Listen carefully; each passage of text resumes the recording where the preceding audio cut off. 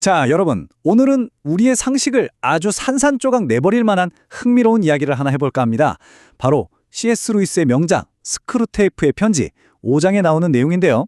고참 악마가 신참 악마에게 어떻게 하면 인간을 기가 막히게 타락시킬 수 있는지 조언하는 아주 기묘한 편지입니다. 이 해설을 통해서 우리는 인간의 고난 그리고 전쟁이라는 이 무거운 주제를 완전히 뒤집힌 전혀 새로운 시각으로 파헤쳐볼 겁니다. 본격적으로 한번 들어가 보죠. 이 편지의 배경은 1941년입니다. 제2차 세계대전이 터지면서 유럽 전체가 그야말로 거대한 전쟁의 소용돌이에 빨려 들어가던 바로 그 시기죠.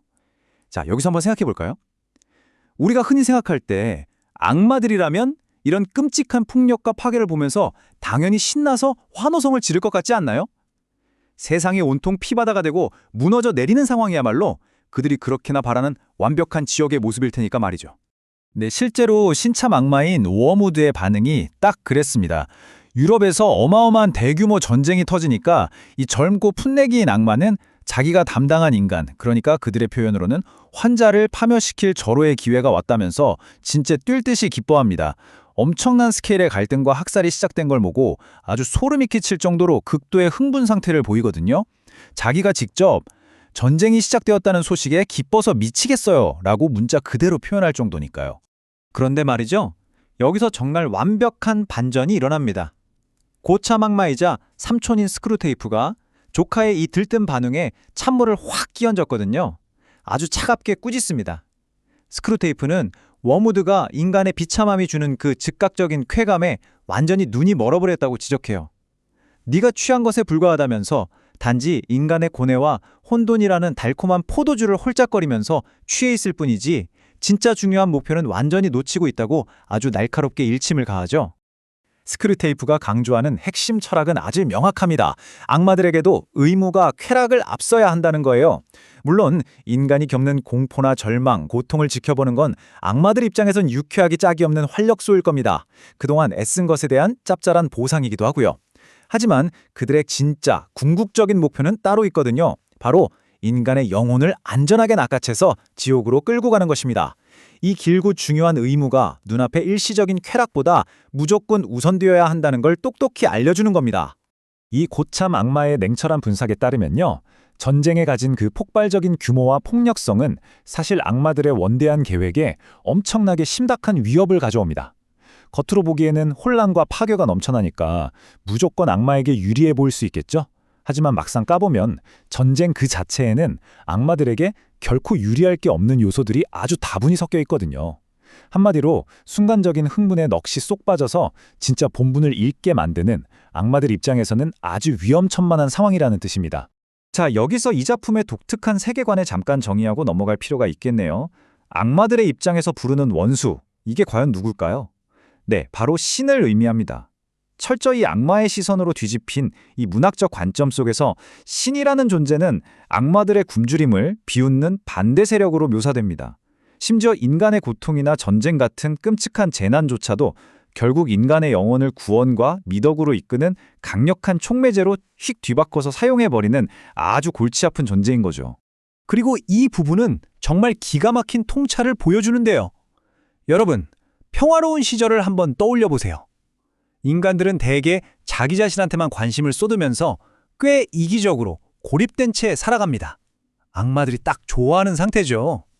그런데 전쟁이라는 거대한 위기가 닥치면 어떻게 될까요? 그전까지 이기적이었던 수만 명의 사람들이 갑자기 시선을 외부로 돌리기 시작합니다. 그리고 자기 자신보다 더 고귀하고 숭고하다고 믿는 어떤 가치나 명분에 기꺼이 헌신하기 시작하는 그런 놀라운 변화가 일어난다는 겁니다. 이렇게 군인들이 자신보다 더 큰 대의를 위해서 끈끈하게 연대하고 희생하는 모습. 와, 이건 악마들한테는 정말 이제 등골이 오싹해지는 끔찍한 위협입니다. 스크루테이프는 아주 대놓고 불평해요. 원수, 즉 신은 너무나도 불공평하다는 거죠. 왜냐하면 설령 그 명분이 100% 완벽하지 않더라도 인간이 그걸 선하다고 굳게 믿고 자기를 기꺼이 희생한다면 신은 그 마음을 고스란히 받아들인다는 겁니다. 악마들 입장에선 완전히 망한 거죠. 최악의 시나리오가 펼쳐지는 겁니다. 그래서 스크류테이프는 전쟁이라는 거대한 현상 그 자체에 기대지 말고 이 혼란스러운 전시 상황을 틈터서 인간을 몰래 조종할 아주 구체적인 전략들을 제시합니다. 인간의 반응을 살살 살펴가면서 아예 극단적인 애국지사로 만들어버리거나 아니면 정반대로 극단적인 평화주의자로 몰아가는 양극단 전술을 쓰라고 조언해요.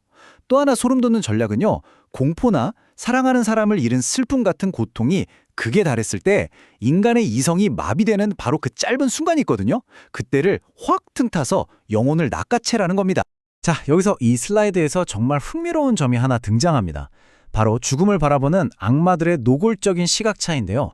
전쟁터에서의 죽음과 요양원에서의 죽음을 아주 극명하게 대조합니다. 전쟁터에서의 죽음은 어떤가요? 사방에 죽음의 그림자가 깔려있고 아주 잔혹할 만큼 정직하게 현실로 다가오죠.